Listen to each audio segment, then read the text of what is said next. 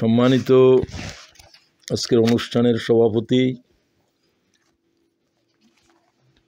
সম্মানিত প্রিয় কর্মী ভাইয়েরা, আপনাদের কাছে একটা বিষয়ে কথা বলার জন্য আমাকে বলা হয়েছে। দ্বীনের দাওয়াত দেওয়ার পদ্ধতি প্রসঙ্গে। তো সেই প্রসঙ্গেই আমি কিছু কথা বলতে চেষ্টা করব 1 ঘন্টা সময়ের ভিতরে। আল্লাহ তাআলা আমাকে তৌফিক দান করুন।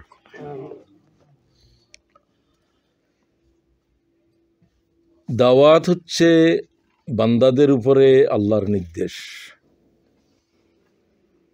তার মানে ফরজ। সমস্ত বালেগ নরনারীর উপরে আল্লাহ দিনের দাওয়াত ফরজে আইন। নামাজ যেমন, রোজা যেমন, হজ্জে বাইতুল্লাহ যেমন তেমন, তার চাইতেও বেশি কেন? হজ্জে বাইতুল্লাহ সবার উপরে ফরজ নয়, যাকাত সবার উপরে ফরজ নয়, দাওয়াত সবার উপরে ফরজ,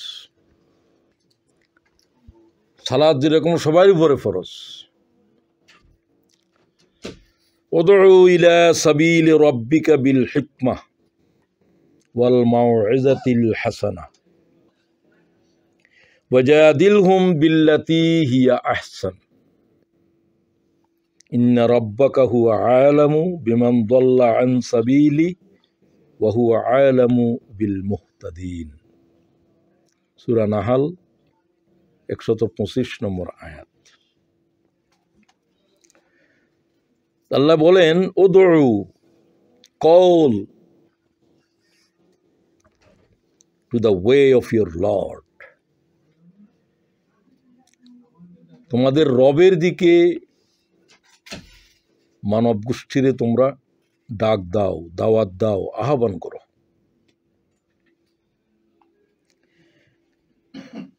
কিভাবে? বিল হিকমাহ, with wisdom, and wal mau'izah, and good instructions. Mau'izatil hasana wajadilhum billati hiya ahsan, and argue with them, যাদের কাছে দাওয়াত দিবে তাদের সাথে যদি তোমার কোনো তর্ক বিতর্ক হয়, সেটা ইন দ্য বেস্ট ম্যানার, সুন্দরভাবে ভালোভাবে বিতর্ক করবে, সম্ভব হলে বিতর্ক এড়িয়ে যাবে। ব্যাখ্যাকারীরা বলছেন, দায়ীর জন্য বিতর্ক এড়িয়ে যাওয়াটা খুব জরুরি। বিতর্ক কেন করবেন? আপনার কাজ তো বিতর্ক করা নয়, দাওয়াত পৌঁছে দেয়া। করা না করার তো আপনার কোনো দায়িত্ব নাই, তো আপনার সাথে ঝগড়া বাঁচবে কেন? বা আমরাও বাঁচবো কেন? সেজন্য আল্লাহ বলছেন, যদি এরকম কোনো তর্ক বিতর্ক শুরু হয়ে যায়, সুন্দরভাবে বর্জন করে যাবে। হাজরান জামিলা, হাজরান জামিলা, এমনভাবে অ্যাভয়েড করবে না আমার তোমার সাথে কথা নাই, তর্ক বিতর্ক, এমন না। ঠিক আছে ভাই, পরবর্তী সময় কথা বলবো, এখন মনে হয় আপনারও সময় কম, আমারও কম। এগুলো আল্লাহর আয়াত, এগুলো বান্দার প্রতি আল্লাহর ইনস্ট্রাকশনস। আল্লাহ কথা বলেন দুইভাবে, মুখবেরাও ও আমেরা। ডাইরেক্টলি কথা বলেন, ইশারায় কথা বলেন। কথা কি বোঝা যায়?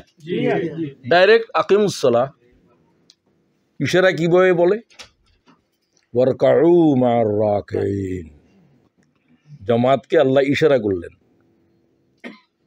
ইমামদের ভিতরে নামাজ জামাতে পড়াকে ফরজ 4 ইমামের ভিতরে 1 ইমাম খুব শক্তভাবে বলছেন, ইমাম আহমদ। ইমাম আহমদ 17 লক্ষ হাদিসের মুহাদ্দিস। দুনিয়ায় এই জাতের মুহাদ্দিস জন্ম হয় নাই, হওয়ার কোনো সম্ভাবনাও নেই। ইমাম বুখারী তার ছাত্র, প্রিয় ছাত্র। ইমাম বুখারী 6 লক্ষ হাদিসের মুহাদ্দিস। ইমাম আহমদ ওই ব্যক্তি যিনি বলেন, আমি যেটা জানি না সেটা হাদিস নয়। এরকম কথা বলার মানুষ পৃথিবীতে আর দ্বিতীয় ছিল কিনা আমার জানা নেই। আচ্ছা, যাই হোক, উনার হাদিস সংকলনের নাম কি? মুসনাদে আহমদ। 86 সমস্ত হাদিস জমা করলে 6-7টার ভিতরে না হলে 20-25 হাজার হবে হাদিস হবে, এত হবেও না, তারপরে ধরলাম। ইমাম আহমদের হাদিসের দরিয়ার ভিতরে হাদিসের সংখ্যা 40,000-এর উপরে। এত বড় হাদিসের জমা আর কেউ করতে পারে না। আল্লাহ তাআলা ইমাম আহমদের উপর রহম ফরমা। সব মুহাদ্দিসেরাই আমাদের প্রিয়, তিনি মুহাদ্দিসও, তিনি ফকিও, এই জন্য তার মাযহাব হাম্বলি মাযহাবের। তিনি কার ছাত্র? ইমাম শাফির। ইমাম বুখারী তো ছাত্র ওনার, তার উস্তাদ হলো আবু আবদুল্লাহ শাফি। এগুলো জানা দরকার আপনাদের। এগুলো তো উম্মতের অহংকার, এগুলো উম্মতের অ্যাসেট। উম্মত এদের কাছে ঋণী হয়ে আছে। এদের সম্পর্কে কিছু না জানা মানে বাপের নাম জানে না। বাপের নাম জানে না, কি ছেলে এটা। যাই হোক, বলছিলাম তিনি বলেন যে আল্লাহ তাআলা জামাতের নামাজ ফরজ করতেছে, ওয়ারকাউ মার রাকিন, রুকুকারীদের সাথেই রুকু করো। তো এটা ছাড়া আর কি অর্থ হতে পারে? অন্যরা ওয়াজিব পর্যন্ত বলছে, আবু হানিফা সুন্নতে মুআক্কাদা করেই বলো ওয়াজিব। ইমাম আহমদ বলছে আল্লাহ, এই জন্য হাম্বলি মাযহাবে নামাজ জামাত ছাড়া নামাজই নেই, ফরজ নামাজ। কাকেও যদি পাওয়া না যায়, নামাজ পড়ে ফেলছে এমন লোকেরই নিয়ে জামাত আদায় করতে হবে, তার নফল হবে, তোমার ফরজ আদায় হবে। কথা কি বোঝা যায়?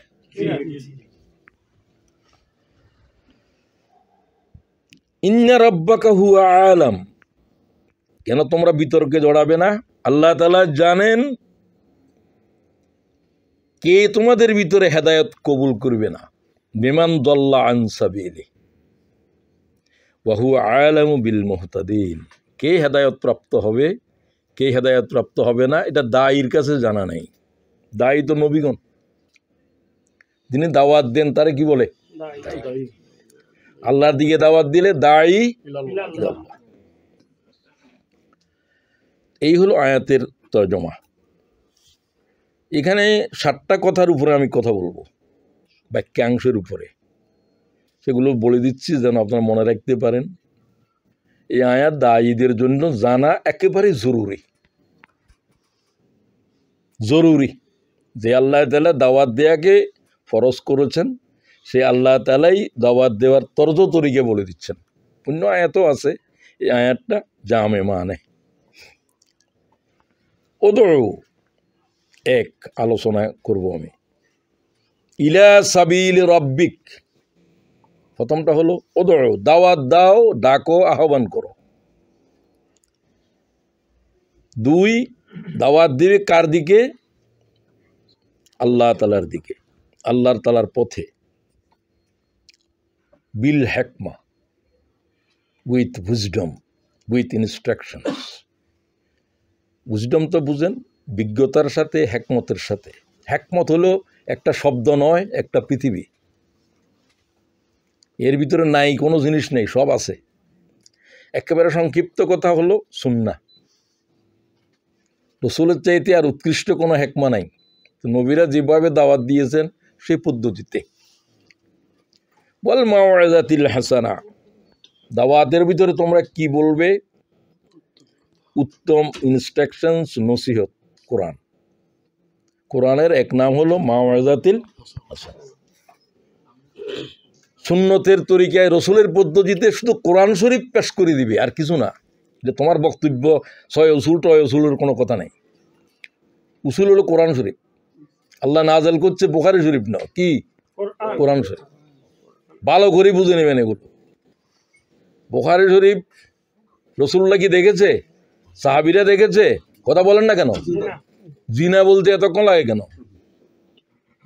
রাসূলুল্লাহর ইন্তেকালের 200-250 বছর পরে ইমাম বুখারী শরীফের জন্ম হচ্ছে। এটা হলো যে ওস্তাদ কথা বলার সময় যে সমস্ত কথাগুলো বলে, মনে করেন এখন কিছুক্ষণের জন্য আমি শিক্ষক, তো আমি আয়াত বোঝানোর জন্য কত কথা বলতেছি, এগুলো হলো হাদিস। এগুলোর বুঝার বিশুদ্ধতম যেটা, সেটা বুখারী। বোঝা যায়? এটার সাথে তো কিতাব আর কোথায়, আর এটা কোথায়? অনেকে মনে করেন যে বুখারী শরীফ, তিরমিজি এগুলো যেন আল্লাহর কিতাবের কাছাকাছি কোনো জিনিস। খবরদার, আল্লাহর কাছাকাছি কোনো মানবও নাই, মোহাম্মদও নাই, জিব্রাইলও নাই, মিকাইলও নাই। এগুলো আল্লাহর কাছাকাছি যাওয়ার কি সাধ্য আছে? এইরকম অবশ্যই নাই। যে বললেন এটাই, কোরআন শরীফের সাথে দুনিয়ার কোনো কিতাবকে কাছাকাছি মনে করাও ইমানের খেয়ানত। এতে আল্লাহর কিতাবের উপরে ইমান বুঝে নেই। স্পষ্ট করে কথা বলতেছি, আমি দলিলের উপরে দাঁড়াই কথা বলতেছি, এই জন্য আমার কোনো বয়ের কোনো কম্পমান হওয়ার কিছু নেই। আপনারাও যদি চিন্তা করেন আপনারাও বুঝবেন। আল্লাহ তাআলা কিতাব, তৌরাতেরও কিতাব বলে নাই, ইঞ্জিলেরও বলে নাই, কিতাব একটাই, হাজা কিতাব, এটাই কিতাব। এটা কি? এটা কোনটা? মুসাদ্দিকুন লিসানান আরাবিয়্যা। এই কিতাবটা तमाम কিতাব বা যেগুলো নাজেল হয়েছে সহিফা, সেগুলো কেন কিতাব নয় বললাম? সেগুলো কোনোটাই আল্লাহর তাআলার জবান নয়, আল্লাহর আওয়াজ নয়। সেগুলো তাদের ভাষায়, জিব্রাইলকে আল্লাহ বলছে এদের ভাষায় এই ইনস্ট্রাকশনগুলো পৌঁছে দাও। এগুলো সব দপ্তর নাজেল হয়েছে। মুসার কাসলামের কাছে 10টা কমান্ডমেন্টস, ঈসা আলাইহিস সালামের কাছে মনে করেন 12টা কমান্ডমেন্টস তাদের ভাষায়। এটা হিব্রু ভাষায়, একটা এই ভাষায়, একটা সুরিয়ানি ভাষায়, যার যে জাতির সেই জাতির ভাষায়। আল্লাহর আওয়াজ হচ্ছে আরবি ভাষায়। সেটা মুহাম্মদের উপরে নাজেল হয়েছে, সেটা আর কারো উপরে নাজেল হয় নাই। কোনো নবী ওটা সইতে পারবে না, মুহাম্মদও সরাসরি পারবে না। জিব্রাইল বহন করে এনেছে, ইকরা, এটা পৌঁছে দাও। এটা এত ভারী যে এটা আল্লাহর আরশ বহনকারী ফেরেশতারাও ইকরা বহন করতে পারবে না। সুবহানাল্লাহ। ইকরা এক লফজ বহন করতে পারবে না। ৮০,০০০ শব্দ কোরআনে আছে প্রায়। আপনি বুঝেন কিতাব এটা কি? কিতাব তখন হয়, এটা ছিল কালাম, লিখলে কি হয়ে যায়? কিতাব হয়ে যায়। কালাম তো কারো উপরে নাজেল হয় নাই। কালাম কার উপরে নাজেল হয়েছে? মুহাম্মদুর রাসূলুল্লাহ। কালাম হচ্ছে সাউন্ড। আল্লাহ তাআলা, আমি যে কথা বলতেছি আপনার কাছে, এটা কালাম, আর এখানে যা লিখলাম সেটা হলো কিতাব। পার্থক্য বুঝে নিন। এই যে বলছে যদি আল্লাহর কালামকে কোরআন পাহাড় পর্বতে নাজেল করে তো পাহাড় চূর্ণ বিচূর্ণ হয়ে যেত, মানব দানব সব। উম্মত আজ কালামও বুঝে নাই, কোরআনও বুঝে নাই, তো উম্মতের হায়াত তো শেষ হয়ে যাচ্ছে। দজ্জাল আসতে সম্ভবত আর 50 বছর নাই বা 100 বছর। সব আলামত তো জায়ের হয়ে গেছে। কি কথা ঠিক কিনা? আপনি যদি ঘুমাইতে থাকেন, ঘুমাইতেই থাকেন। আমি ঘুমাইতে থাকলে আমার জাগাবে কি? কার প্রয়োজন পড়ছে? আমাকে আমার দায়িত্বে জাগতে হবে। দাজ্জাল আসার, পৃথিবীর কিয়ামত হওয়ার আলামত আছে না নাই? আছে। সব আলামত তো জায়ের হয়ে গেছে। আর যে 10টা আছে সেগুলো একটার পর একটা চলে আসবে। তো এতগুলো আলামত যা কিছু আছে, আরো 30টা 40টা, সব একটাও বাকি নেই। তো এর ভিতরে মনে করেন যে ঈসা আলাইহিস সালাম আসা, এর আগে ইমাম মাহাদি আসবে, তখন দাজ্জাল আসবে ঈসা আলাইহিস সালাম আসার আগে। কয়দিনের জন্য? Only 40 days. একদিন হবে 1 বছরের সমান। সূর্যকে বলবে খাড়া থাক, খাড়া থাকবে। এটা আর কারকে আল্লাহ ক্ষমতা দেন নাই, নবীরে দেন নাই, রসুলকে দেন নাই, মালাইকারে দেন নাই। আল্লাহর আইনের উপর হাত দিবে সে, এটা আল্লাহ দিছে তার এই ক্ষমতা। কারণ ইমানের শেষ পরীক্ষা চলতেছে। সে বলল যে আমার খোদা মান, আল্লাহ তারা খোদা মানার জন্য যা দরকার সব কিছুই, অনেক কিছু দিবে। তুমি তারপরে বলবে যে না তুই আল্লাহ ন, এই কথা বলার জন্য খুব হিম্মত লাগবে, শক্ত ইমান লাগবে। রসুল বলছেন আমি যদি থাকতাম, আমি আমার উম্মতের জন্য দাঁড়াইতাম, আমি থাকবো না। তোমরা ইমানের উপরে দৃঢ় থাকবে। যে দৃঢ় থাকবে আল্লাহ তারা নুসরত করবে। যদি তোমার যদি জবাই করে দে, তোমার যদি সে আগুনের নিক্ষেপ, তার সাথে জান্নাত জাহান্নাম থাকবে। তার জান্নাত হলো জাহান্নাম, তার জাহান্নাম হলো জান্নাত। 100 বছরের মুর্দারে খাড়াই করে বলবো যে আমার খোদা বল, সে বলবো হ্যাঁ বলছি। সে তোমার দাদা, আসলে সে জিন। কতটুকু পাওয়ারফুল, তার থেকে পানা চাইতে বলা হয়েছে প্রতি নামাজে। যে 4টা জিনিস থেকে পানা চাওয়া ওয়াজিব বলছেন, আল্লাহুম্মা ইন্নী আউযু বিকা মিন আযাবি জাহান্নাম ওয়া মিন আযাবিল কবর ওয়া মিন ফিতনাতিল মাহইয়া ওয়াল মামাত ওয়া মিন ফিতনাতিল মাসিহিদ দাজ্জাল। আর হুজুর বলছেন তোমরা দাজ্জাল যখন জাহির হয়ে যাবে তখন সূরা কাহফ পড়তে থাকবে, প্রথম 10 আয়াত বিশেষ করে। আমার কথা কি বোঝা যায়? একটু ক্লাস আনেন না, এগুলো পানি খাবো কেমনে? পানি খাবার কিছু নাই, আনেন সব। তো এই সব আলামত এগুলো যে জাহের হবে, এগুলো একটার পর একটা আসবে।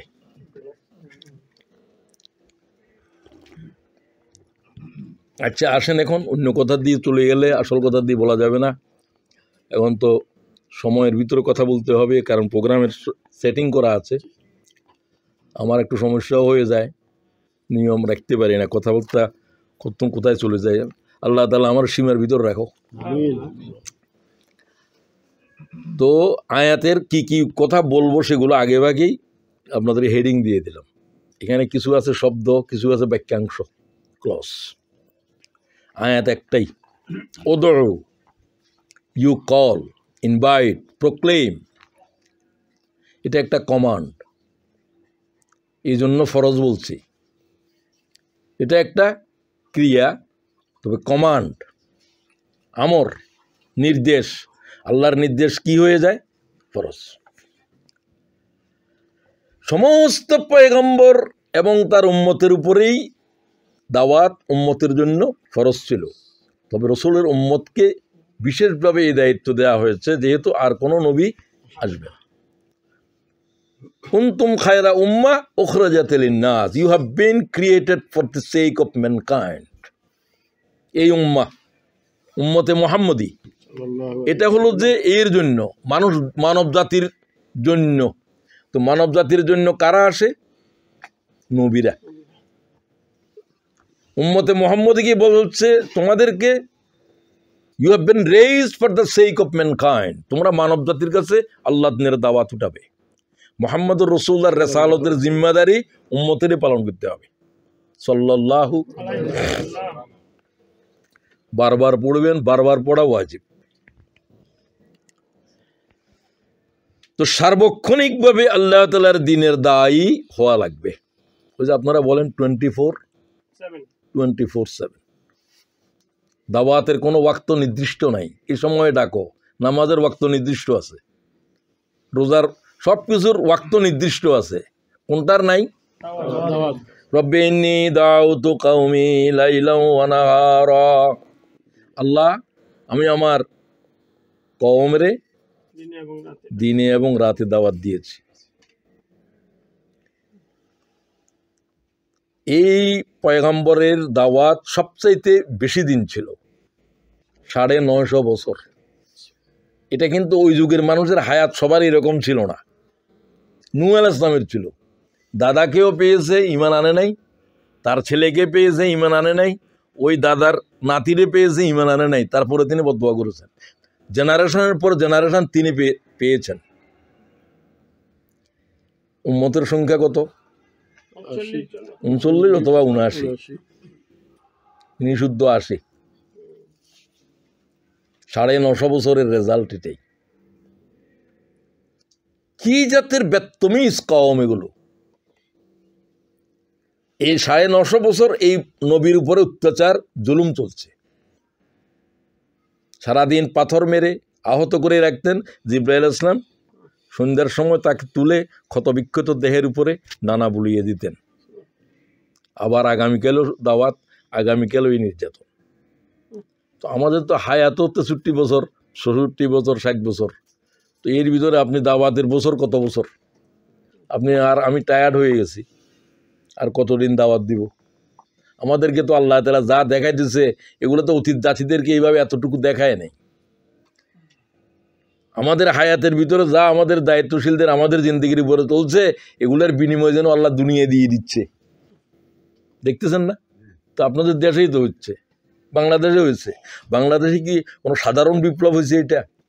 না অসাধারণ। অসাধারণের অসাধারণ, আনপ্রেসিডেন্টেড। আপনি 100 বছরের 500 বছরের ইতিহাসের ভিতরে পাবেন না যে এই ধরনের কতগুলো ছেলে জেগে গেল, আর 18 কোটি মানুষ কিভাবে জাগলো, আর মাত্র 15 থেকে 20 দিনের ভিতরে এক কত বড় এক স্বৈর শাসনের পতন, গোষ্ঠী শুদ্ধ নিপাত হয়ে গেল। কি সোজা জিনিস মনে করলেন? কোনো নির্বাচনে হলে হয়তো বা এই পরিবর্তন হয়েছে আরেকজন, সমস্ত অবকাঠামো থেকে যেত, পার্লামেন্টের একজন সদস্যও নাই, মসজিদের ইমাম পর্যন্ত ফালাইছে। এটার ইতিহাস আছে নাকি? এগুলো তো আমাদের জীবনে দেখে যাব তো আশা করি নাই, ঠিক কিনা? আলহামদুলিল্লাহ। তো এই শব্দটা শুধু কোরআন শরীফের 200 বারের উপরে আছে, দাওয়াতের উপরে। তো আল্লাহ কথা আমি দিনেও বলছি রাতেও বলছি, তারা দাওয়াত কবুল করে নাই। সুমাইনি দাউতুহুম জাহারা সুমাইনি আ'লানতু লাহুম ওয়া আসরারতু লাহুম ইসরারা। আমি প্রকাশ্যভাবে দাওয়াত দিয়েছি, গোপনেও দাওয়াত দিয়েছি, জমা করে করে দাওয়াত দিয়েছি, একাকিতে দাওয়াত দিয়েছি। এগুলো দাওয়াতের কি পদ্ধতি, এটাও আল্লাহ শিখিয়ে দিচ্ছেন। তো না হলে এই নবীর ঘটনা বর্ণনা করতেছেন কেন? সব নবীরা এইরকম ছিলেন, দাওয়াতের কোনো সময় নেই বললে এই জন্য। সকালেও দাওয়াত দিয়েছি, বিকালেও, রাতেও দিয়েছি, দিনেও, সবাইকে জমা করে দিয়েছি, একাকিত্ব দিয়েছি। আপনারা টার্গেট করে করে টার্গেট রাখেন, আবার সাধারণ সভা করেন, এগুলো সব তো কোরআন শরীফের দলিল। সাধারণ সভা করছি, সবাই দাওয়াত দিছি, ব্যক্তিগতভাবে বলছি ও আল্লাহ আমি যত বলেছি তত গোমরা হয়েছে, তারপরেও দাওয়াত দিয়েছি।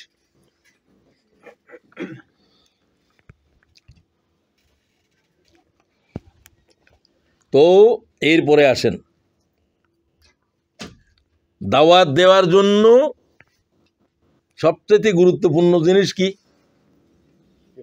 লেসান, ভাষা। এই জন্য সকল পয়গম্বরকে ওই জাতির ভাষা দেওয়া হয়েছে। মুহাম্মদুর রাসূলুল্লাহকে শুধুমাত্র আরবি ভাষা দেওয়া হয়েছে, এবং সমগ্র বিশ্ব মানব জাতিকে এই ভাষায় কোরআন পড়তে হবে, বুঝতে হবে, তার নিজের ভাষায় অনুবাদ করে। ঠিক আছে?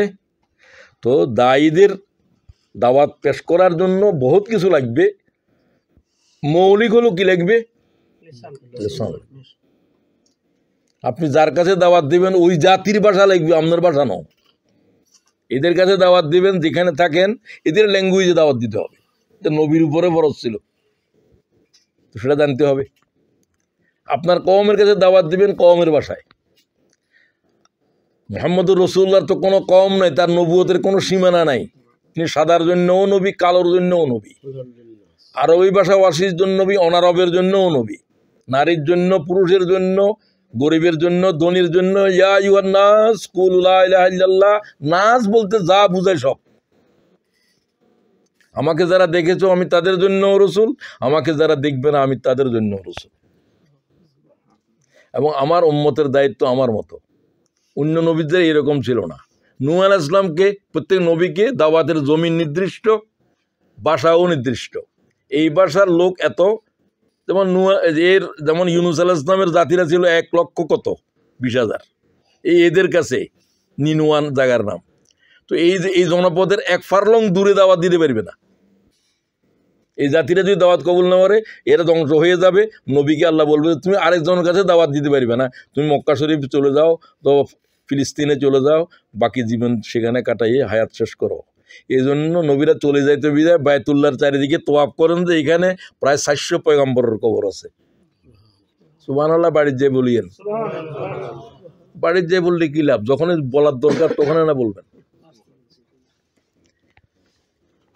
সুবহানাল্লাহ আলহামদুলিল্লাহ বললে কি গুনাহ আছে না সওয়াব আছে? তো এগুলো জবানের বন্ধ করে রাখেন কেন? এটা তো ক্লাসের নিয়ম নয়। তাহলে বোঝা যায় যে আপনি হয় কেয়ারলেস, অথবা আপনি মনে করেন যে আমার এগুলো জানা আছে, আমার না জানলেও চলবে। তো আপনার জন্য এই ক্লাসে থাকারই কোনো প্রয়োজন নেই। সাউন্ড দেখতে হবে, বাজতে হবে, এটা না হলে আপনি জিমাইতেছেন। আচ্ছা, তো ভাষা শিখতে হবে যতটুকু পারেন। যার সবার তো একরকম নাই, এবং ভাষা বিশুদ্ধ হইতে হবে। রাসূলুল্লাহ বলছেন আরবের ভাষা বিশুদ্ধ নয়, আমাকে আল্লাহ বিশুদ্ধ জায়গাতে নিয়ে গেছে যেখানে আরবি বিশুদ্ধ। আনা আফসাহুল আরব, আমি বিশুদ্ধ আরবিতে কথা বলি। সুবহানাল্লাহ। আঞ্চলিক ভাষা তাই এর দাদির সাথে বলিয়েন, বাংলা ভাষাটা পর্যন্ত বিশুদ্ধভাবে বলতে পারে না, কিসের দায়ী আপনি? ঠিক কিনা? এগুলোর সব কিছুর দলিল পেশ করতেছি আমি। আনা আফসাহুল আরবিটা হাদিস। কামাল উদ্দিন জাফরি বললেন রাসূলুল্লাহ যেই হালিমার তুজাহরার যে এলাকাতে গিয়ে ওই এলাকায় হচ্ছে যে সবচেয়ে বিশুদ্ধ আরবি বলে ওই এলাকার মানুষেরা। আরবের কারণ ভাষার মিক্সার বেশি এখানে। আচ্ছা যাক, আর যাদের জবানের ভিতরে তোতলামি আছে, ভালো করে বলতে পারেন না, তারা আল্লাহর কাছে জবান চাইবেন। রাব্বি ইশরাহ লি ওয়া ইয়াসসির লি ওয়াহলুল উকদাতাম মিন লিসানি, আল্লাহ আমার জিহ্বার আড়ষ্টতা দূর করে দাও। ডক্টর জাকির নায়েক বলেন আমার না, এত তোতল মানুষদের নাম বলতেই অনেক সময় লাগে। তিনি নিজে বলছেন, শুনছেন আপনারা, জাকের। আর উনি বলেন, উনি এটা বলে দাওয়াত শুরু করেন, সবসময় এটা পড়েন। উনি মুসা আলাইহিস সালামের মতো স্টেমারিং করে, এটা মুসা আলাইহিস সালামকে আল্লাহ বলছেন। তো মুসা আলাইহিস সালাম আল্লাহকে বললেন যে ও আল্লাহ, আমার তো জিহ্বায় একটু দুর্বলতা আছে, আমার ভাই কিন্তু বলেই কথা বলতে পারে, আমার ভাইকে আমার নবুয়তের সাথী করে দাও। দোয়া করলেন, ওয়াকি হারুন ওয়া হুয়া আফসাহু মিন্নী লিসানা, সূরা 28-34 নম্বর। ও আল্লাহ, আমার ভাই আফসাহু মিন্নী লিসানা, ফসিহ হলো যে যার ভাষা বেশি বিশুদ্ধ। ওই রাসূলুল্লাহ বললেন আনা আফসাহু, এই ফসিহ। আমার ভাই বিশুদ্ধ ভাষায় কথা বলতে পারে, তার ভাষার আড়ষ্টতা নাই, তাকে আমার সাথী করে দেন। আল্লাহ গো দিলাম, তুমি রসুল, সে প্রথম শব্দ শেষ। এই এখন আপনাদের আমাদেরকে দাওয়াত দেওয়ার জন্য এই ভাষা জানতে হবে। তারপরে নবীরা যেরকম রাতে দিনে সকালে বিকালে সার্বক্ষণিকভাবে আল্লাহর দিনের দায়ী হয়ে যেতে হবে। যখন সুযোগ পান, সাথী একটা চলছে আপনার সাথে, বাসে উঠছে, তার সাথে আস্তে আস্তে কথা বলেন। আপনার সব সময়ের কথা হবে দাওয়াত। আস্তে আস্তে যা বলেন ও আস্তে আস্তে দাওয়াতের দিকে নিয়ে যাবেন। ইলা সাবিলি রাব্বিক, to the way of your lord. Way বাদও দিতে পারেন, টু ইউর লর্ড। দাওয়াত কার দিকে? আল্লাহ। ইয়া আইয়ুহান নাস কুলু লা ইলাহা ইল্লাল্লাহ। নবীর দিকে, কোন দিকে, এর দিকে, আমার দেশের দিকে, আমার সংগঠনের দিকে কিছুই বলতে পারবেন না। কার দিকে আসো? আল্লাহর দিকে আসো। আল্লাহর পথে বলতে আল্লাহর যত বিধান, যে কোনো বিধানের কথা বললে হয়, চলো নামাজের দিকে, রোজার দিকে, এগুলোও বুঝাইতে পারেন, এগুলো আল্লাহর দিকে। তো আল্লাহ তাআলার সমস্ত পয়গম্বরদের দাওয়াত কি ছিল? দাওয়াত তো একটাই, লা ইলাহা ইল্লাল্লাহ। এটাই দাওয়াতের মূল অংশ, এটাই কালেমা। বাকিটা হলো দায়ী। বাকিটা কি? লা ইলাহা ইল্লাল্লাহ। মুসা কলিমুল্লাহ কোনো কলমা নয়, এই কলমার ঘোষক, কলার, ইজ দ্য কলার।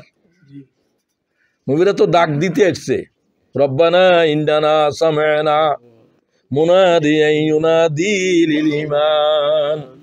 আমরা শুনলাম যে, এটা মুহাম্মদ রাসূলুল্লাহ বলছে, একজন রসুল আমাদেরকে আল্লাহ ঈমানের দিকে ডাক দিচ্ছে। কিসের দিকে? কার উপরে ঈমান? আনা আমিনু বিরাব্বিকুম, তোমরা তোমাদের রবের উপরে ঈমান আনো। এই হচ্ছে সমস্ত পয়গম্বরের দাওয়াতের মূল কথা। খালেকের উপরে ঈমান আনো বলল না, কিসের উপরে ঈমান আনো? কেন বলল? তোমরা আল্লাহর উপর ঈমান আনো বললো না কেন? কেউ বলেন? আল্লাহ সৃষ্টি করেছে কয়বার? এটা বলতে কতক্ষণ লাগবে? একবারেরই। জমিনের আসমানের আকাশরে তো একবারেই তো বানাইছে, একটু তুলতে হবে নাকি? আচ্ছা যাক, রব কতবার খাইতে লাগবে রব, এটা কার পানি? চা বলেন, ওই বলেন, খাদ্য বলেন, দানা বলেন, কাতরা বলেন, জমিনে কার জমিনে খাড়া হয়েছে? রব ছাড়া কি এক মুহূর্ত চলতে পারা যাবে? সবচেয়ে গুরুত্বপূর্ণ কি? রব। খালেকও আল্লাহ, রবও আল্লাহ। তো কবরেতে প্রথম প্রশ্নটা কি? তোমারে কে সৃষ্টি করেছে? না তোমার রব কে? এখন বুঝছেন রব কি? তোর 70 বছর পর্যন্ত পালছিল কে? প্রত্যেকটা মুহূর্তে কার রিজিক খেয়েছিলি? কার জমিনে দাঁড়িয়েছিলি? কার বাতাস গ্রহণ করেছিলি? সবসময় কি লাগতেছে? তো বানানোর পরেও তো কথা শিখিয়ে দিছে আল্লাহ, আলাস্তু বিরব্বিকুম। কোরআনের আয়াত, কোরআনে যে আয়াত নায়াত এগুলো বুঝেননি আপনারা, এগুলো পড়ছেন নি?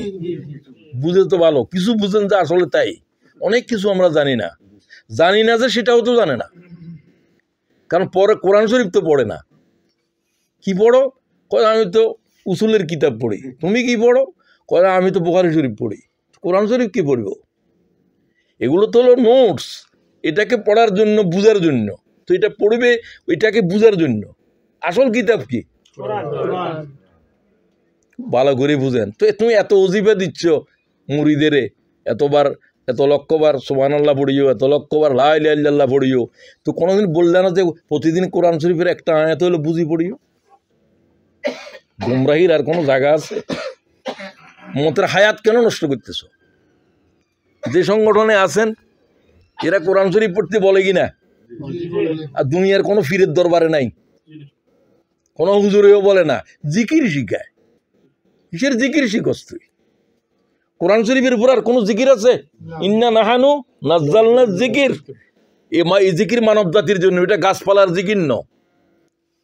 কোরআন শরীফের তসবিহ পাইছেন আপনি? হাইওয়ানাত, নাবাতাত, জামাদাতের জিকির, সুবহানাল্লাহ, আলহামদুলিল্লাহ, এরা সব পড়ে। এগুলো কোরআন শরীফ কি এরা পড়ে না? কোরআন শরীফ এদের উপরে নাজেল হয় নাই। কি বলছে আল্লাহ তাআলা? কোরআন শরীফ কে নিয়েছে গ্রহণ করে? জিব্রাইল ন। জিব্রাইল আপনাদের কাছে এনেছে রসুলের কাছে। জিব্রাইল ন, মিকাইল ন, সৃষ্টি জগতের কাছে। লাউ আনজাল ইন্না আরাদনা হাজাল আমানা, এই আমানতের আমি রাখতে চেয়েছিলাম আকাশ পৃথিবী, তোমরা কে গ্রহণ করবে? ওয়া হামালাহাল ইনসান। কোরআন শরীফ গ্রহণ করছে কে? এটা তো অন্য কারো বুঝার কিছু নেই। গাছের কাছে ভাবনার ক্ষমতা নাই, চিন্তার ক্ষমতা নাই, তফক্কুর নাই, তদব্বুর নাই, জিব্রাইলেরও নাই। তসবিহ যেটা আল্লাহ শিখেছে আরেকটা জানে না। সব মালাইকার জিকির কি? সুবহুন রব্বুল মালাইকাতি ওয়ার রূহ, এই জিকিরের উপরে বেঁচে থাকে। এটা তাদের রিজিক, এটা তাদের জীবন। এই জিকির করতে করতে হাজার হাজার মালাইকা কিয়ামতের মাঠে নামতে থাকবে। জিকির আরেকটা আল্লাহ না শিখালে বলতেও পারে না, সুবহানাকা লা ইলমা লানা, একটা গাছের নাম জানে না, একটা বাঁশের নাম জানে না। সব যোগ্যতা আল্লাহ। তোমাদের তো কিছু দেখায় না, তোমাদেরকে কেউ আল্লাহ বলে দিতে হয় না, সব তোমাদের দেমাগের ভিতরে আছে। মহাকাশে উঠতেছে, কত কিছু বানাইতেছে, এটা কি আর কেউ বানাইতে পারবে? জিব্রাইলে কি কোন একটা কলম বানাইতে পারবে? বিমান বানানো তো বহুত দূরের কথা, পারবে না। একটা কবিতা লিখতে পারবে? পারবে না। সুবহানাকা লা ইলমা লানা ইল্লা মা আল্লামতানা, এগুলো আল্লাহ আদমেরই দিয়েছে। সুবহানাল্লাহ। আদম তো ভয়ঙ্কর সৃষ্টি, ভয়ঙ্কর সৃষ্টি। এই জন্য এটা আল্লাহর প্রতিনিধিত্ব করে। ইন্নী জাইলুন, খলিফাদের অবস্থা হলো যে গুঞ্জার, আর দুনিয়ার অবস্থা কি হবে বলেন?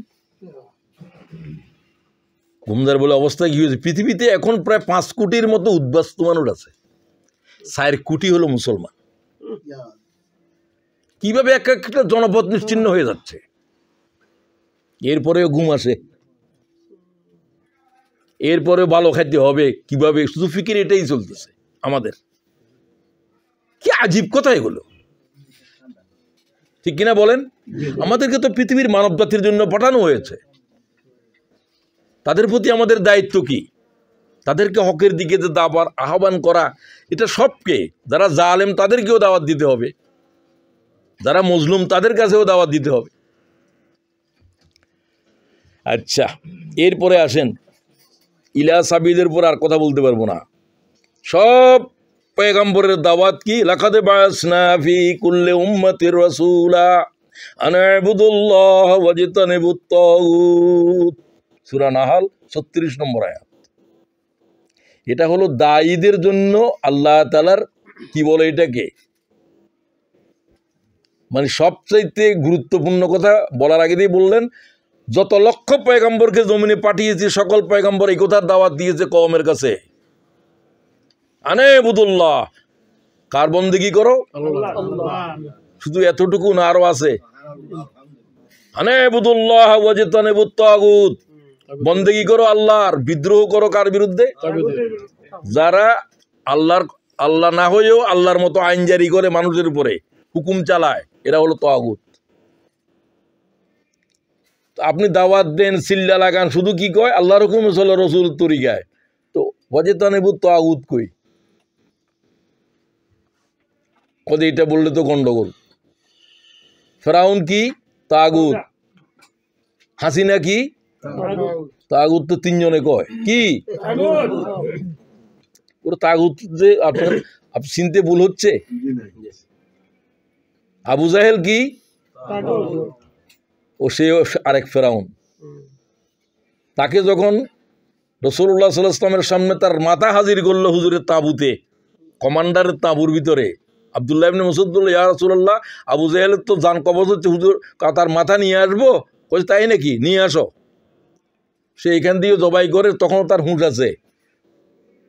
আব্দুল্লাহ ইবনে মাসউদ ছিল রাখাল, গোলাম বংশের, বলছে যে গোলামের ছেলে রাখাল্লা, আমার গর্দান লম্বা করে জবাই কর। তখনও তার অহংকার, লোকেরা বুঝবে যে এটা আবু জাহেলের মাথা, গর্দান লম্বা।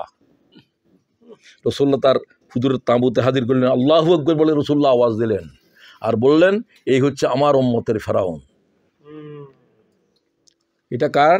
আমার উম্মতের ফেরাউন। এই আমাদের উম্মতের ফেরাউন, আমাদের যুগের ফেরাউন কে? তো লন্ডনে আসে দেখলাম যে এখনো হাসিনার বক্তব্য আছে, ঝাড়া দিয়ে পিটা ওদেরকে। কত বড় জালেম, লোম শিহরে উঠে ওর অত্যাচার শুনলে। এই জাতের জালেমের সমর্থন করলে সেও তো জালেম। তো এই আসেন এরপরে, বিল হিকমা, উইথ উইজডম, উইথ ইন্টেলিজেন্স দাওয়াত দেওয়ার জন্য কাদেরকে বলতেছি? এই লোকগুলা কীরকম? এটা কি ইউনিভার্সিটির প্রফেসর না ব্যবসায়ী? সবার কাছে কি এক লাঠি দিয়ে হাঁকাইতে হবে? না যেই ধরনের মানুষ সেই ধরনের দাওয়াত দিতে হবে? হিকমত হলো এটাই। আলেমদের কাছে যখন কথা বলবেন তখন আপনি এক ধরনের আয়াত দিয়ে কথা বলবেন, বুঝাবেন তাদের দায়িত্ব সম্পর্কে। একেবারে সাধারণ বুদ্ধ মানুষ, লেখাপড়া নাই, তাদের কাছে কথা বলার সময় এটা হলো হিকমা। এটা কি?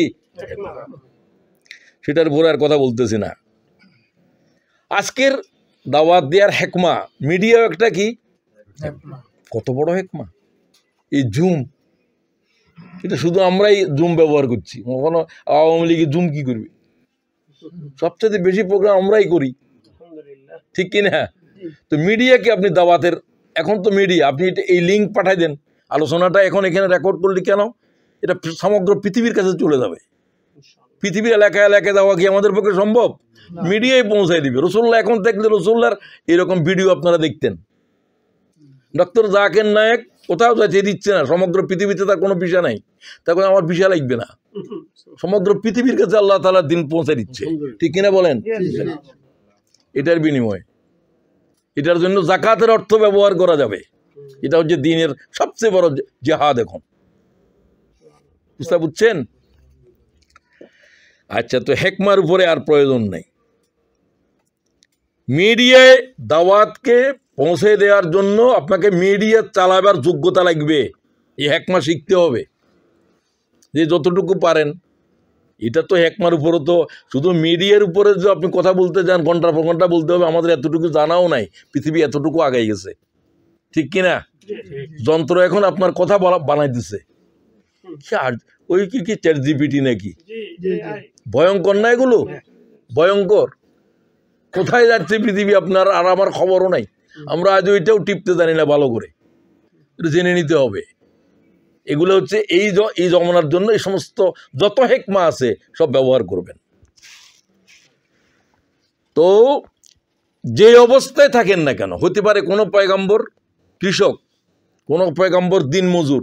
আদম আলাইহিস সালাম কৃষক, জমিনের উপর প্রথম লাঙ্গল কে চালাইছে? আমরা সব তো চাষার ছেলে। আমরা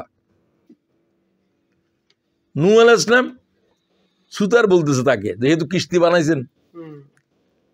তো ইব্রাহিম আলাইহিস সালাম রাজমিস্ত্রি, কাবা ঘর বানানোর জন্য, যে বিল্ডিং বানানোর জন্য যে এক একটা ইট গাঁথনি দিচ্ছেন, জিব্রাইল আনি দিচ্ছিল, ছেলে যোগান দিচ্ছিল ইসমাইলে, আর তিনি এটা বসাচ্ছিলেন। তাকাব্বাল মিন্নি ইন্নাকা আনতাস। প্রত্যেকটা ইট দেওয়ার সময় ইব্রাহিম আলাইহিস সালাম এটা বলছে, আল্লাহ তুমি তোমার পক্ষ থেকে আমাদের এই কোরবানি, এই ইট কবুল করো। একবারে প্রত্যেকটা দানা আল্লাহ তাআলা প্রত্যেকটা জবান কবুল করে নিছে।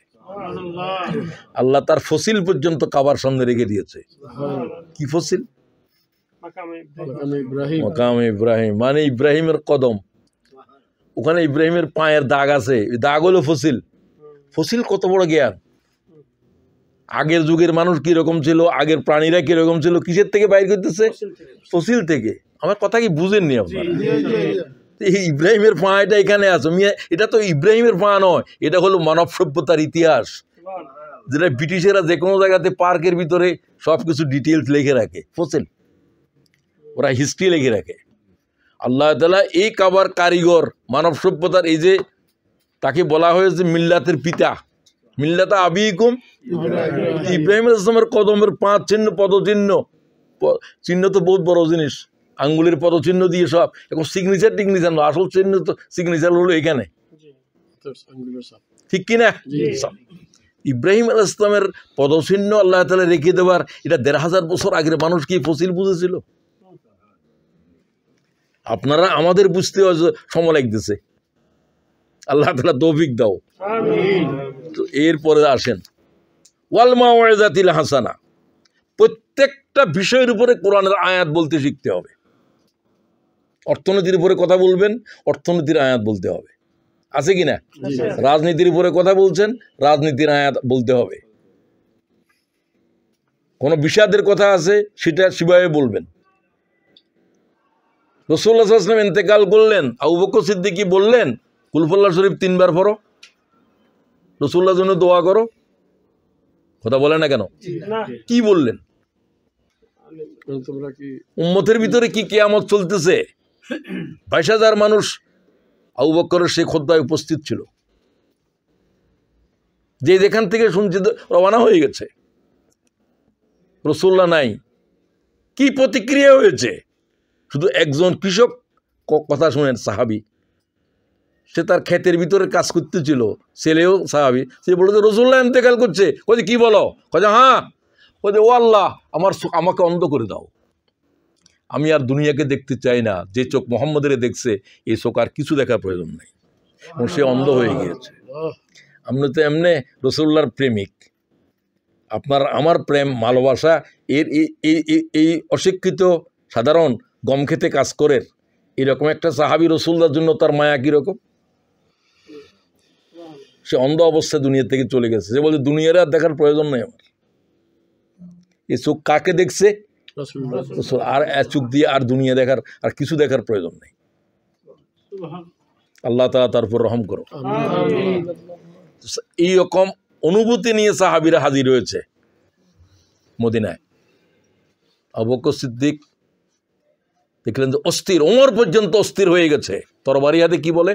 রাসূলুল্লাহ ইন্তেকাল করছে, এই কথা যদি কেউ বলো, গর্দান মাথায় আর গর্দান জুদা করে ফেলবো। ভয়ে ওমরের সামনে কেউ যাইতেছেও না। মা আয়েশা বললেন, আমার আব্বা প্রথম উটের থেকে নেমে আমার ঘরে আসলেন।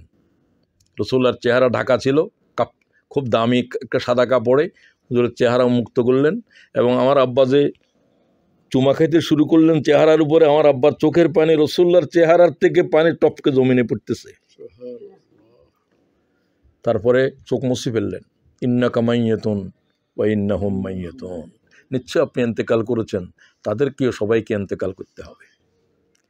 এখন রাসূলুল্লাহর জন্য যদি শোকে মাতম করে উম্মতের কন্ট্রোল করবে কে? ওমরও তো পারতেছে না। আবু বকর চোখ মুছে ফেললেন, মসজিদে নববীর মিম্বরে উপরে আসি দাঁড়ালেন। সব ওমরকে বাদ দিয়ে আবু বকরের পাদদেশে আসলো। মানব ইতিহাসে যত বক্তৃতা আছে আবু বকরের এই বক্তব্যের সাথে দ্বীনের কোনো তুলনা চলবে না। উম্মতের কিভাবে কথা বলতেছেন, কোরআন শরীফের কোন আয়াত চয়ন করলেন, এটা হলো মাওয়াজাতিল হাসানা। কোন উপদেশ কোন সময় দিতে হবে এটা আল্লাহর কিতাব থেকে বলতে হবে দায়ীকে। আল্লাহ তৌফিক দাও। আয়াত একটা শিখে নিয়েছেন যে জিন্দিগিভর শুধু এটাই বলেন, মিয়া মা আতাকুমুর রাসূল ফাকুজুহু ওয়া মা নাহাকুম আনহু ফান্তাহু। তাই রসুলের উপর আর কোনো কিছু তার আয়াত জানে নাই, জিন্দিগিভর শুধু এটাই শুনছি আমি। এই ধন্যতা নিয়ে তো দায়ী হতে পারবেন না এই শতাব্দীর। ক হাজার আয়াত আছে কোরআনে? ৬,৬৬৪, এটাই ধরে নেন, আরো কম বেড আছে। এটা হযরত আয়েশার গণনা, এটা বেশি মশহুর। কোনো জিনিসের বিতর্ক থাকলে মশহুরটা গ্রহণ করো, ফকিদের রায়। হুজুরের জন্ম তারিখ নিয়ে বিতর্ক আছে না নাই? বড় বড় বিতর্ক আছে, কিন্তু 12ই রবিউল আউয়ালের পরে এটা মশহুর। মুতাওয়াতের কি বলে এগুলাকে? ওয়েল নোন, বেশি লোকে বর্ণনা করছে হাদিস, যেটা এটাকে মোতাওয়াতের বলে। মোতাওয়াতের হাদিস বেশি শক্ত এই জন্য যে এটা 10,000 15,000 মানুষে বর্ণনা করছে এই হাদিস, 100 লোকে বর্ণনা করছে। আরেকটা হাদিস এমন আছে যেটা একজনেই বর্ণনা করছে, ঠিক আছে না? এই জন্য ওই 12ই রবিউল আউয়াল আপনি এখন আরেকটা দিয়ে যাইয়েন না, এটাও ফকিরা রায় দিয়েছে। তিনি বললেন সাহাবায়ে কেরাম সব বসা, সবার চোখের পানি কাবার চত্বর, মদিনা শরীফের চত্বরে বাসায় দিতেছে, গড়াগড়ি দিয়ে কাঁদতেছে। আবু বকর সিদ্দিক চুপ হয়ে আছেন। দাঁড়ালেন মিম্বরের উপরে, রসুলের মিম্বরের উপরে প্রথম দাঁড়ালেন তিনি। মান কানা ইয়াবুদু মুহাম্মদ ফাইন্না মুহাম্মাদান কাদ মাত। এরকম শক্ত কথা আবু বকরের জীবনে আর বলেন নাই। আমি আবু বকরের জীবন ততটুকু পড়ছি। ও সাহাবীরা, তোমরা যারা মুহাম্মদের পূজা করো তারা জেনে রাখো মুহাম্মদ সাল্লাল্লাহু আলাইহি ওয়াসাল্লাম ইন্তেকাল করেছে। ওমান কানা ইয়াবুদুল্লাহ ফাইন্নাল্লাহ হাইয়্যুল লা ইয়ামুত। তোমরা যারা আল্লাহর পূজা করো, আল্লাহর দাসত্ব করো, তারা জেনে রাখো আল্লাহ কখনো মরবে না। সুবহানাল্লাহ।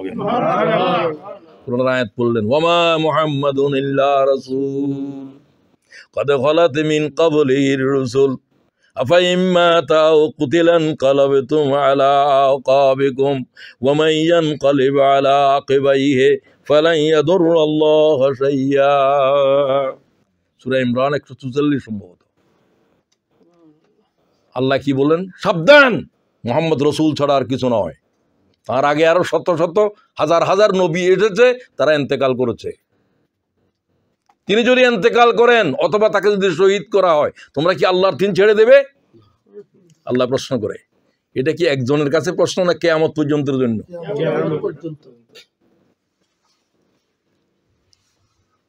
কি ভয়ঙ্কর প্রশ্ন উঠালেন আল্লাহ কোরআন। এই আয়াত হুজুর ইন্তেকাল করছে, এই সংবাদ যখন নাজেল হয়েছে তখন অনেকে পালাই যাচ্ছিল যুদ্ধের ময়দান থেকে। উহুদের যুদ্ধের থেকে আসার পথে এই আয়াত নাজেল হয়েছে। সেই আয়াতটা যে এই মুহূর্তের জন্য দরকার সেটা আপনাকে চয়ন করতে হবে। এটা হলো ওয়াল মাওয়াজাতিল হাসানা। আমি ভাইদেরকে বলতে চাই, কতটুকু কম পুঁজি নিয়ে দিনের দাওয়াত দেন, আমি দিই। 5টা আয়াত বললে আমি এই বিষয়ের উপর আমার একটা আয়াতও জানা নাই, এরকম বহু বিষয় আছে না নাই? কিন্তু এটা তো তিবিয়ানান লিকুল্লি শাই, এর ভিতরে নাই যে কোনো বিষয় নাই। তিবিয়ানান লিকুল্লি শাই আল্লাহ বলছে। কিছু ইশারায় কথা আছে, কিছু স্পষ্ট, কিছু অস্পষ্ট। সব কথা স্পষ্ট করে বলেন না ইচ্ছা করে, এরকম খুলে খুলে বলতে গেলে তো কিতাবিটা আসমানে উঠবে। তো এটার উপরে আর কথা বলছে না। রাসূলুল্লাহ মক্কা বিজয়ের দিন কোন আয়াত পড়লেন? আয়াত পড়ে নিয়েন, এগুলো আমার সময় নেই এত কিছু বলার। তো ওই সময়ের এই যে অ্যাপ্রোপ্রিয়েট আয়াত চয়ন করতে পারা, এটা হলো মাওয়াজাতিল হাসানা। এটার সাহায্যে দাওয়াত দাও মানুষদের কাছে। তোমার পণ্ডিতি আমার পণ্ডিতি কোনো আসর নাই, আল্লাহর কোরআনের আসর বেশি। কোরআন শরীফের আওয়াজের ভিতরে হেদায়েত আছে, বুঝো না বুঝো। কোরআন শরীফের সুরের ভিতরে হেদায়েত আছে, এগুলো দুনিয়ার কোনো সুরের সাথে কোনো আওয়াজের সাথে মিশে না। সেটাই বলতে হবে। মাওয়াজাতিল হাসানারে যত অর্থ করবেন, শেষ কথা এটা। আচ্ছা, তাহলে এখন বুঝলেন দায়ীদেরকে এই আল্লাহর কোরআনের রসুলের পদ্ধতিতে বলাটা, এটা হলো যে এক মাস সহকারে মাওয়াজাতিল হাসানারে পেশ করা। আমি সব ভাইকে বলছি, আমি যত বুদ্ধি দিয়ে কথা বলি না কেন, আমার সমস্ত জ্ঞান বুদ্ধি কি কোরআনের এক আয়াতের বরাবর হবে? তো কোরআন শরীফ বলতে শিখেন, কোরআন শরীফ বলতে শিখেন, সেটা যত একটা আয়াতেই হোক। দাওয়াতের উপরে আপনি হাজার হাজার কিতাব লেখেন, আল্লাহর এই আয়াতের ব্যাখ্যা করলে সপ্ত সাগরের কালি শুকিয়ে যাবে। সুবহানাল্লাহ। এত উলুম আল্লাহর কোরআনের ভিতরে, সপ্ত সাগরের কালি শুকিয়ে যাবে। এটা কি আমার মেসাল না আল্লাহর মেসাল? তো আল্লাহ তাআলা কি সন্দেহজনক কথা বলে? কুল্লাউ কানাল বাহরু মিদাদাল লিকালিমাতি রাব্বি লানাফিদাল বাহর ক্বাবলা আন তানফাদা কালিমাতু রাব্বি ওয়ালাউ জিনা বিমিসলিহি মাদাদা। আবার পুরা করো, আবার সপ্ত সাগরকে আবার পুরা করো, আবার পুরা করো, আবার খালি হয়ে যাবে।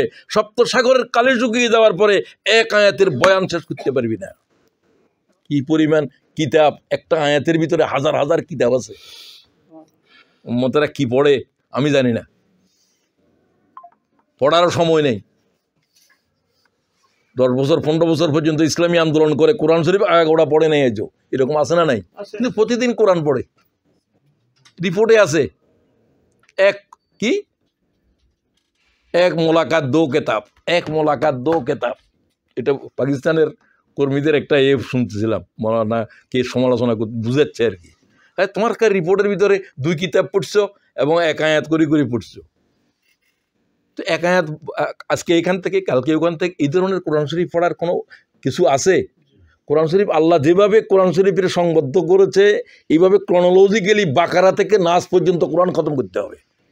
এখানে কোনো লেস ইম্পর্টেন্ট জিনিস নেই, সব মোস্ট ইম্পর্টেন্ট। হয়তো আপনার জন্য নয়, এর জন্য কিছু আছে, নারীর কিছু, অসুস্থর কিছু, অমুকের, ঠিক কিনা? সব ইম্পর্টেন্ট। ডাক্তারদের জন্য মেডিকেল সায়েন্সে কোনো লেস ইম্পর্টেন্ট নেই। আমাকে এক ডাক্তার বলে, মফিজ ভাই আমার আম্মার অসুস্থ হয়েছিল, কোনো রকমের তার জ্বর পড়তেছে না, ম্যালেরিয়ার আলামত দেখা যায়। ডাক্তার রফিক মারা গিয়েছে, আমার খুবই ক্লোজ, মহানগরের সেক্রেটারি ছিল আমার বহুত পরে। তো আমারে কয় যে মফিজ ভাই আপনার আম্মার কোনো ম্যালেরিয়ায়, বিশেষজ্ঞ চিকিৎসকদেরকে আমি ওষুধ নিয়ে আসছি, ধরতেছে না। হাসিয়ার ভিতরে কয় যে একটা ওষুধের নাম শুনছিলাম, একটা ম্যালেরিয়া হয়, এগুলা গরুর থেকে হয়। সাধারণত ম্যালেরিয়া কিসের থেকে? গরুর থেকে হয়। কয়ে আপনারা মনে হয় গরুর কাছে, কয়ে হ্যাঁ আমি তো গাভী তো বাড়িতে আছে, কয়ে হ্যাঁ। ওই ওষুধটা আমি এমনি দিয়ে দিলাম, একটা পাতার দাম 3 টাকা তখন, এই আমার আম্মার জন্য। খাবার সাথে সাথে পরের দিন জ্বর পড়ে গেল, 3 মাস পর্যন্ত জ্বর পড়তেছে না। এই কথাটা কেন বললাম? ওখানে লেখা আছে হাসিয়ার ভিতরে, মানে বইয়ের হাসি আছে না, সেটার দিক দিয়ে নোটসের ভিতরে, যে এটা আনকমন, 1 লাখের ভিতরে তুমি একটাও রুগী এরকম পাইবে না। তো আমাদের মাত্র সেটাই হয়েছে। ডাক্তারও এটা বিশেষ, খুব ভালো লাগতো। আমি তার বাংলাদেশে নুর ইসলাম বলতাম আমাদের। এটা কেন বললাম যে কোনো লেস, মেডিকেল সায়েন্সে কোনো লেস জিনিস ইম্পর্টেন্ট নাই, এটা সবার জন্য, কিন্তু 1 লক্ষের জন্য। কিন্তু আর আমার জন্য তো এটা কি হয়ে গেছে? Most important. কথা বুঝিয়েন, আর দিয়ে যেতে পারলাম না। তারপরে কি? ওয়াজাদিলহুম বিল্লাতী হিয়া আহসান। খবরদার, দাওয়াতের ভিতরে বিতর্ক এড়িয়ে যাবে। মাওলানা মওদুদী বলেন, হে দায়ীগণ, দাওয়াতের ময়দানের উপরে বিতর্ক বিষবৎ পরিত্যাজ্য। কিসের মতো? বিষের মতো ত্যাগ করবা। এটা দাওয়াতের জন্য ক্ষতিকারক। এটা দায়ীকে তার নফস জিন্দা করে দেয়, আমি তারে পরাজিত করতে হবে। তুমি আর দিনের আল্লাহ রাস্তায় দাওয়াত দিচ্ছ না, নফসের দিকে দাওয়াত দিচ্ছ, ঠিক কিনা? তোমার তো তারে হেদায়েত দেওয়ার কোনো দরকার নাই। তোমার কাজ হলো যে দাওয়াত পৌঁছে দেওয়া, পৌঁছে দিছি, গ্রহণ করা না করার এটা আমার উপরে কোনো দায়িত্ব নাই। এই কথাটা খুব মনে করবেন। এরপরে মাওলানা মওদুদী এই কথাও বলছেন তার কর্মীদেরকে, বিতর্কে হাঁটতে শিখো। আমরা বিতর্কে কি করি? মাওলানা কি বলেন? হাঁটতে শিখো। আচ্ছা, আমি হেরে গেলাম, তুমি যখন জিততে চেষ্টা করবে সেও তোমার উপরে জিততে চেষ্টা করবে, কারো কাছে কিন্তু তখন হেদায়ত কারো কলিজা ঢুকতো না, খালি তোমার পরাস্ত করা ঢুকবে। ঠিক আছে, আমি এতটুকু বললাম, আমি হেরে গেলাম, আপনার কোথাও জবাব দিতে পারলাম না, আপনি চিন্তা করিয়েন আমি যা বললাম। বিতর্কে হাঁটতে শিখো, বুঝাতে পারলাম? বিতর্কে কি শিখো? হাঁটতে শিখো, জিততে শিখো না। অনেক উঁচা কথা এগুলো। এরপরে ওয়াজারনি ওয়াল মুকাজ্জিবিনা উলিন নি'মা, এরপর আল্লাহ তাআলা বললেন যে কে হেদায়েত পাবে না আর কে হেদায়েত পাবে এটা দায়ীর জানা নাই। কার জানে? আর তুমি ইচ্ছা করলে হেদায়েত দিতে পারবে না। ইন্নাকা লা তাহদি মান আহবাবতা, এটা আবু তালেবের শানে নাযিল হয়েছে। আবু তালেবের হেদায়েত না পাওয়ার জন্য রাসূলুল্লাহ বেশি কাঁদতেছিলেন। বাপের চাইতে বেশি মায়া ছিল তো আবু তালেবের।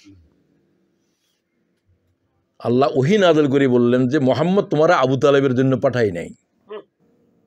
ইন্নাকা লা তাহদি মান আহবাবতা, তুমি যারে চাইবে তারা হেদায়েত দিতে পারবে না।